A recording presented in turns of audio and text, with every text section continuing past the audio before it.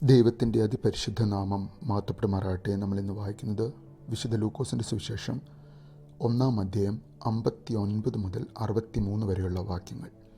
8-ാം നാളിൽ അവർ പൈതലിനെ പരിച്ഛേദന ചെയ്യുവാൻ വന്നു. അപ്പൻ്റെ പേർ പോലെ അവന് സെക്കരിയാവ് എന്ന് പേർ വിളിപ്പാൻ ഭാവിച്ചു. അവൻ്റെ അമ്മയോ, അല്ല, അവന് യോഹന്നാൻ എന്ന് പേരിടണം എന്ന് പറഞ്ഞു. അവർ അവളോട്, നിന്റെ ചാർച്ചയിൽ ഈ പേരുള്ളവർ ആരും ഇല്ലല്ലോ എന്ന് പറഞ്ഞു. പിന്നെ അവന് എന്ത് പേർ വിളിപ്പാൻ വിചാരിക്കുന്നു എന്ന് അപ്പനോട് ആംഗ്യം കാട്ടി ചോദിച്ചു. അവനൊരു എഴുത്തുപലക ചോദിച്ചു. അവൻ്റെ പേർ യോഹന്നാൻ എന്ന് എഴുതി. എല്ലാവരും ആശ്ചര്യപ്പെട്ടു. ദൈവമേ, സ്തുതി നിനക്ക് യോഗ്യമാകുന്നു. ഭാരിക്കുമോ.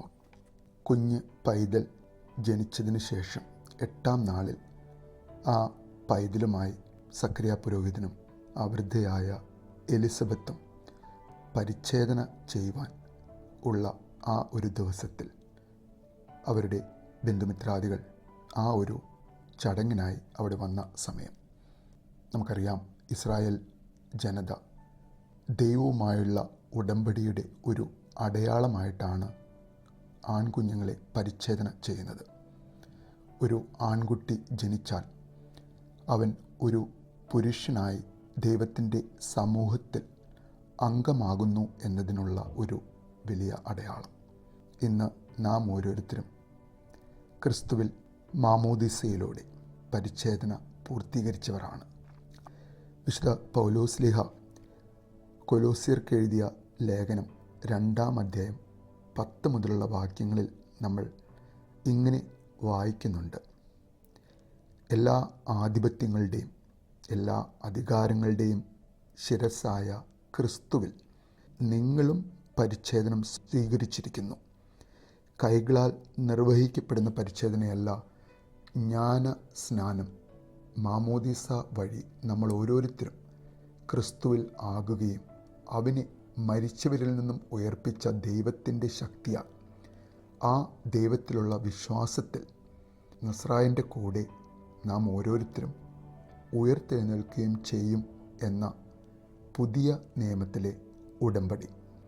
ഇവിടെ നമ്മൾ കാണുകയാണ് ആ വൃദ്ധരായ പുരോഹിതൻ്റെയും ഭാര്യയുടെയും ചാർച്ചക്കാർ ഈ വാർദ്ധക്യത്തിൽ അവർക്ക് ലഭിച്ച മകനെ അവൻ്റെ അപ്പൻ്റെ പോലെ ഒരു പുരോഹിതനായി കാണുവാനുള്ള ആഗ്രഹത്താലായിരിക്കണം അവൻ്റെ പേർ സെക്കരിയാവ് എന്ന് വിളിപ്പാൻ ആലോചിക്കുന്നത്.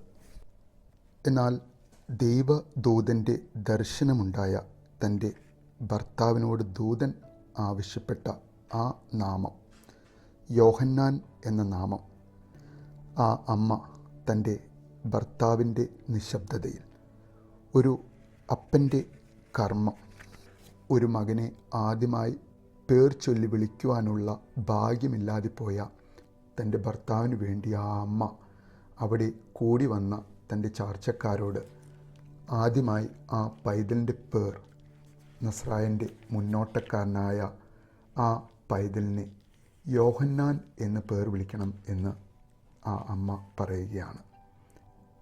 അപ്പോൾ അവിടെ കൂടി വന്നവർ, നിങ്ങളുടെ കുടുംബത്തിൽ അങ്ങനെയൊരു പേർ ഇല്ലല്ലോ എന്ന് ചോദ്യം ചെയ്യുന്ന ആ ഒരു സമയത്തിൽ 10 മാസം നിശബ്ദനായ ആ അപ്പൻ ഒരു പലക ചോദിച്ചു വാങ്ങുകയാണ്.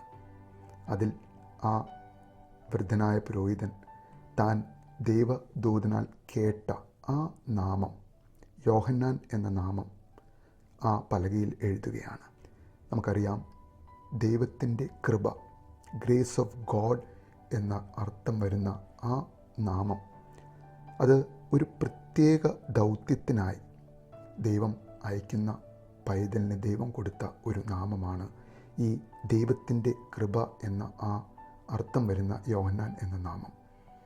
നമുക്കറിയാം, അസ്വസ്ഥമായിരിക്കുന്ന ഒരു സമൂഹത്തിലേക്കാണ് ഈ പൈതൽ ജനിക്കുന്നത്.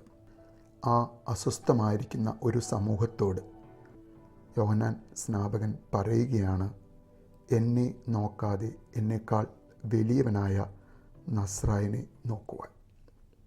അതെ, അവൻ്റെ ജന്നത്തിനായി കാത്തിരിക്കുന്ന നാം ഓരോരുത്തർക്കും ഈ ഒരു വചനം ജനിക്കുവാൻ പോകുന്ന ഈ ലോകത്തിൻ്റെ പ്രകാശത്തിലേക്ക് നമുക്ക് ഓരോരുത്തർക്കും നോക്കുവാനും ആ പ്രകാശത്തിൽ നിന്ന് ആ ക്രിസ്തുവിൻ്റെ ചൈതന്യത്തിൽ നിന്നും, ആ കുഞ്ഞു പൈതലാം യേശുവിൻ്റെ മുഖത്തിലേക്ക് നോക്കി നമുക്ക് ഓരോരുത്തർക്കും നമ്മുടെ പ്രയാസങ്ങളിലും സഹനങ്ങളിലും ആശ്വാസം കണ്ടെത്തുവാനും അവനിൽ ക്രിസ്തുവിൽ സന്തോഷിക്കുവാനും ആനന്ദിക്കുവാനും നമുക്ക് ഓരോരുത്തർക്കും ദൈവം കൃപ ചെയ്യട്ടെ എന്ന് പ്രാർത്ഥിക്കുന്നു. നല്ലൊരു ദിവസം നേരുന്നു.